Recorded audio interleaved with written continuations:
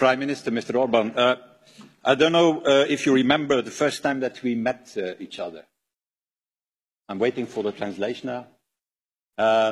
In that hotel in Budapest, that was in December 1989.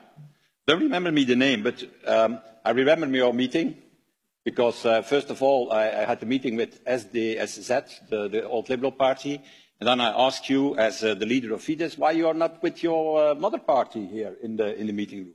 And you explained why you did it. And it was just a few months, I remember that, before the successful participation of Fidesz in the first free elections of Hungary. By the way, at that moment you were helped by George Soros. I remember that. And that with a program at that time that was more or less a little bit more progressive, I should say, than the program of the SDZ at that moment. I should say more social liberal, a little bit like Emmanuel Macron at that time.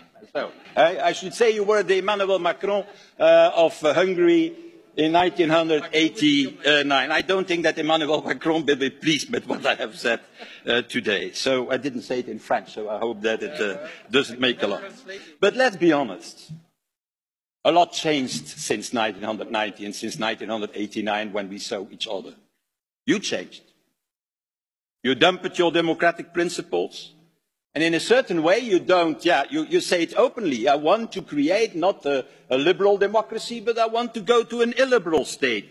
And the list is long for the moment, what you have done. Harassing NGOs, chasing away critical media, building walls, your attempt also, your opinion to reinstate the death penalty in your country, even when it is not possible based on our treaties. And now you have decided to close down a university. And my request to you is, how far will you go? What is the next thing? Burning books or so? On the place before the parliament in Hungary? The so-called Lajos Kossuth Square? Is that the next thing? The books may be of Kertész. The books may be of Conrad. Of maybe the books of what is one of my most favorite writers in Hungary, Sándor Márai, because Sándor Márai also was a Hungarian cosmopolitan that you attack for the moment. And so, when I'm looking to you, you seem proud of it. Fantastic that I can tell it all here. And what I see more and more is not a proud conservative, because in the meanwhile you have become a proud conservative. No, I see a sort of modern day version of old communist Hungary. Economic protectionism, excessive nationalism, the search of an illiberal state.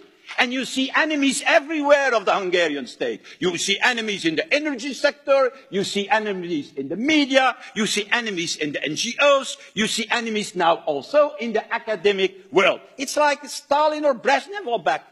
But now in Hungary, they had also that time of paranoia. It's not enough to have a majority in a democracy. You have to chase them. You have to go after them when they have another opinion. So, Mr. Orban, and I will conclude with that, Hungary became a member of the European Union in 2004.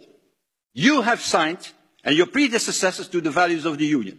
And all these principles, you know them very well, and even the left or the right in this House respect them. You have violated, in fact, every single of these principles now, in the different cases that have been mentioned by Mr. Timmermans. And yet what you want to do is to remain member of the European Union. Well, I have in fact more respect for the decency of Eurosceptics, who are at least saying, well, I don't like the European Union, I don't like the values, and I go out. You want to continue the money of the European funds, the money of the European Union, but not the European values. That's not for you. How do you call that? Not very courageous, I should say, and certainly not in line with the politician based on principles. And so my question to you is, don't you think that it is time to make a choice again, as you made that choice when you became from a liberal democrat, a little bit a nationalist and a conservative? Is it not the time to ask yourself in your soul how you will to be remembered in the future? Do you want to be remembered as somebody that liberated your country, Hungary, from communism, and that you did, or want you to be commemorated as an eternal enemy of our open European democratic society.